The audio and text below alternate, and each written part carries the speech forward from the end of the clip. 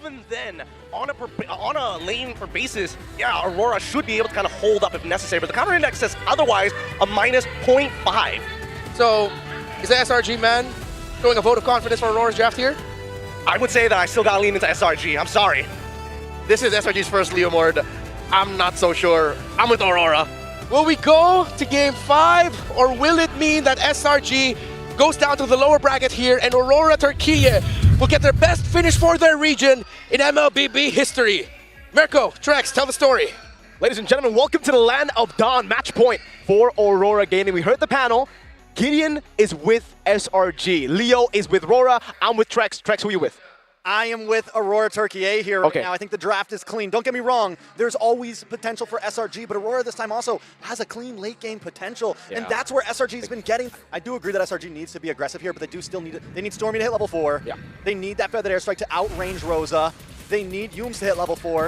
And then I think that's their time to shine with TNZ, as always, pushing in on the mid. Feathered Airstrike does come down. Stormy finally locks in with the level 4, but uses it right before Turtle. Yeah, that's a big win.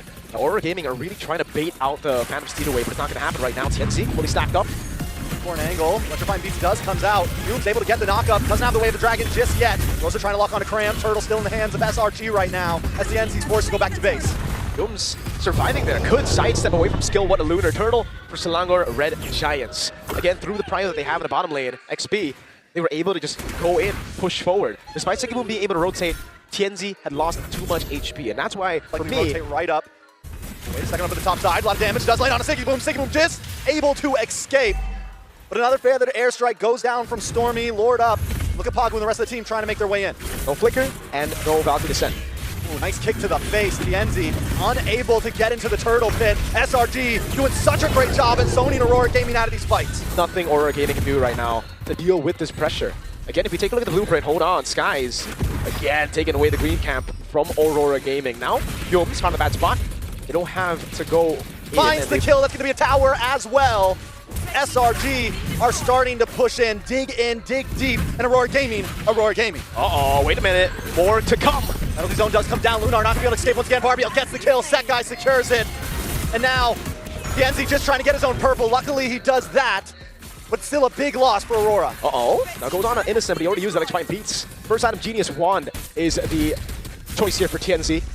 And that's quite late if we're thinking about things right now. He's very far behind compared to Skies. Look at Skies already with the Fury Hammer and the War Axe, man.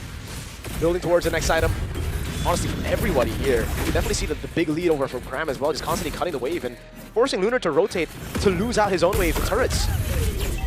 Yums also doing such a better job this time on the show than what we saw last time. Even if he's not getting a big pick off, he's using that kick to zone them away right before objectives. He's not as aggressive on it, but he's technical with it. A lot of damage on Stormy there. Pagu looking for the re-engage, looking for the taunt. They do jump on to Yums. Enough, but look at the chasing clouds. They're yoinked up. The response comes back. Sekiboom trying to get out of the way. Feathered Airstrike does come down. Aurora Gaming doesn't lose anyone just yet. Yeah, really good sustain by Aurora Gaming. Great maneuvers as well to escape. Now they're going to go in onto Cram, who's up top, but this is just a distraction, and I don't think they can beat him. Oh my god, look at the damage. Cram under the tower! AOT to come in. If Cram gets away from this, he truly is immortal. That's why he's immortal, folks. He's still human. But damn, that was impressive, man. Damn, Cram! Skies now with Phantom Steed as well. He's using it to get control over purple buff. And again, even though he's mortal, he died there, he ain't immortal, they get the purple buff. They get a tier 1 mid lane turret as well. So it's super worth it. There was no bounty on him. Valkyrie Descent now over on Stormy. So much value for Cram there. Stormy gonna be able to get away. We're waiting on a Lord. 3 turtles going to the hands of SRG. Almost a early game hard to snowball. That's not it right now for Aurora Gaming. Their position, the way Selangor Red Giants have been positioned in the last 3 games, they're the ones fighting from behind. Penalty zone does come in, but once again, the Clouds are able to catch Aurora Gaming up. AOG to respond. Rose is not quite there yet, but here comes Sekiboom.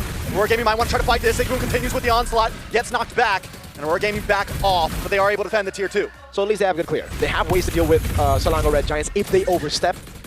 Again, taking a look at the items, I really love Stormy's itemization. It's Genzi!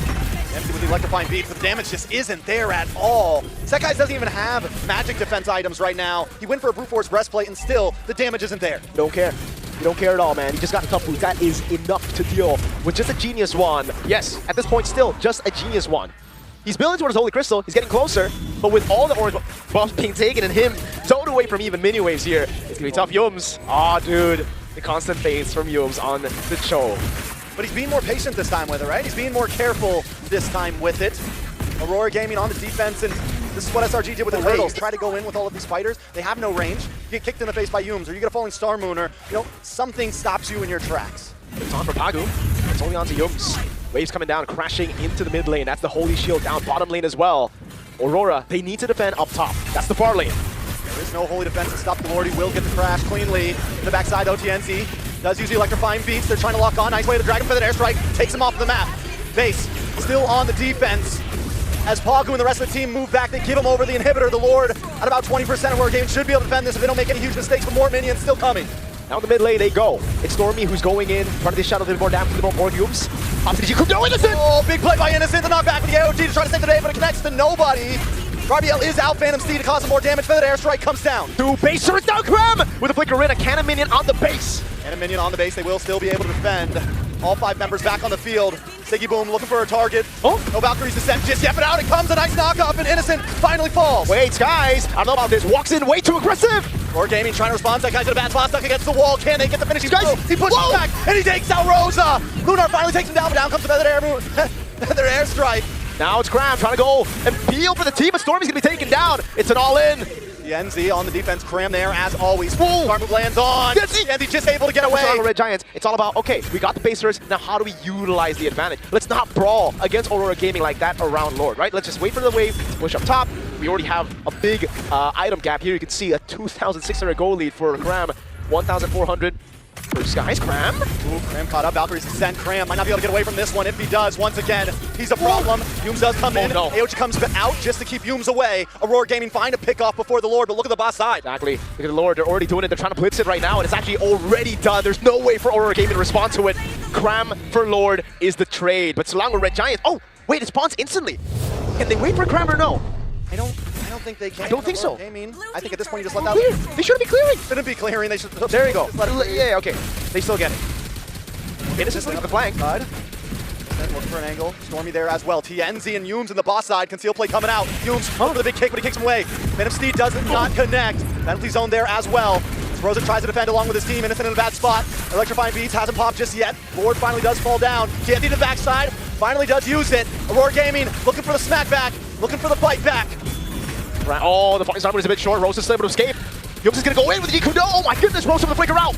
Ram flickers in, looking for another target. That guy's an Innocent also, just waiting for the possible mess up. But Aurora Gaming aren't having it.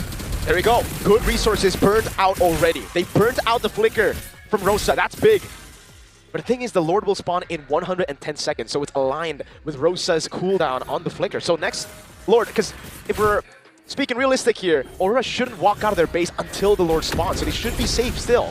It really comes down to Selangor Red Giants getting that one combo down. Aurora Gaming, as we get into the late game, they're going to have those frontliners that can actually sustain through a full-on initiation. And remember, for SRG, with the Leo Ward, with Sora, with Farsa, this is a very one-cycle team fight that they're looking for. They're looking to burst their opponents out with a cycle of skills, and if they don't, Aurora Gaming might be able to retaliate.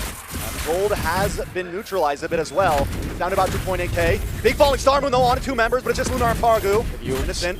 Also testing the waters here. Yums as well, constantly looking for the flank. But Rosa and TNZ have not showed face, and he knows those are the targets I need. That's a smart move for Aurora Gaming. There's no reason for them to put themselves into vulnerable positions before the neutral objective spawned in the game. Pagu was waiting in the bush. Knows where Yums is, and that means TNZ can actually still go for more dashes. Now it comes down to how Aurora Gaming deal with the wave up top.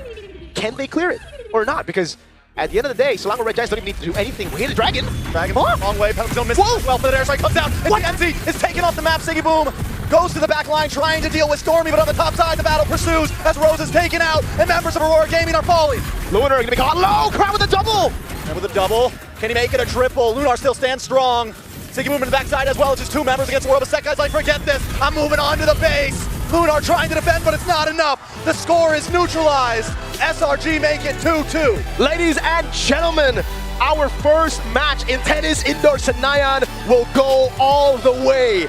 5 games for SRG versus Aurora Gaming Turkey. The same way it went in MSC 2024, but that was won out by SRG. MVP is up on the screen because well played to Cram. Honestly, really opening up that map, and as soon as he's got that Ice Queen's wand, all of a sudden, so much value lost. Legit threat. So this time around, maybe reconsider the order of picks, maybe reconsider how their jungler is going to come into play here, because this 1-3-3 Joy